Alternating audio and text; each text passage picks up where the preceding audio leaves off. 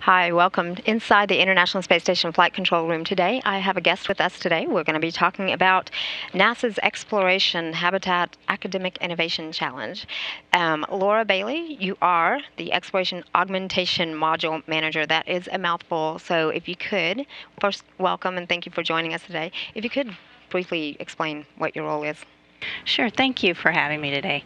The Exploration Augmentation Module is actually the first crewed element. It's a habitable element following the Orion, and the expectation is that it will be in the lunar vicinity, orbiting the moon, and that it will serve as sort of a platform for us to conduct proving ground experiments for habitation for long duration exploration. So that's one of the roles that we have with the International Space Station is learning the knowledge and gaining all of that we can apply for future spacecraft. Absolutely. And so there are a number of experiments that have been conducted over the years in the International Space Station to work us in that direction as well.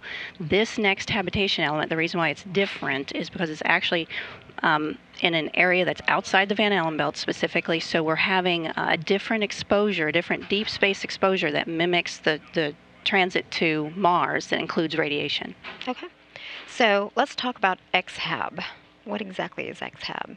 Or the X-Hab Challenge? Right. So the X-Hab Challenge, X-Hab stands for Exploration Habitation, and it's actually an academic innovation challenge that involves universities across the country who submit us proposals on various topics and ideas about how they can create innovative ideas for crew habitation elements.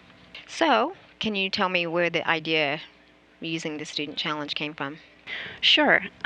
It's actually the brainchild of a guy straight out of JSC here, one of our engineers. His name's Chris Kennedy. Okay. A few years back, he was the project manager for a surface habitat that actually has lunar and Mars applications. And he sort of came up with this idea to involve university students, not only from the standpoint of, doing some public outreach for universities, but also trying to be inclusive and hearing innovative ideas that students might come up with for habitation and in terms of architectures or different ideas, being very inventive.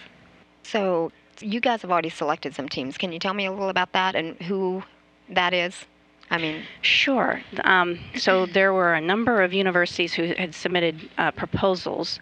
We're actually sort of engaged with 7 of them, okay. But 3 of them specifically are being funded and supported directly out of the Exploration Augmentation Module project. That includes the University of Colorado at Boulder, Rice University in Houston, and the University of South Alabama, actually, this year. Okay.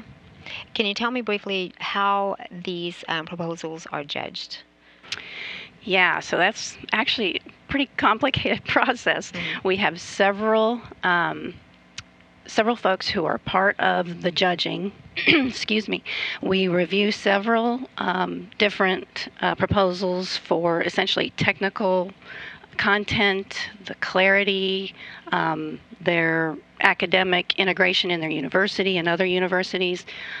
So there's a lot of criteria that goes into it. And among the people who are reviewing these proposals, there's a variety of different subject matter experts that sort of cover the broad areas of different elements of habitation. And so were these the technologies that NASA identified? Said, okay, we have this specific need, and is this how we developed this is what we want you to go out and work on for us, or how did we? Yeah. So there's although there are certain topics that we actually propose in a given year, they actually change from year to year. Different topics habitation type topics that we propose. But at the same time, universities are also allowed to be creative and come up with their own topic as long as it's related to deep space habitation. Those topics are welcome as well. Sure. Well, and that makes sense because we don't know all the answers, and it's kind of cool to get others' insight from another perspective, and perhaps maybe someone steps up to the plate and says, you guys might need this. Yeah, exactly. So I think that's great.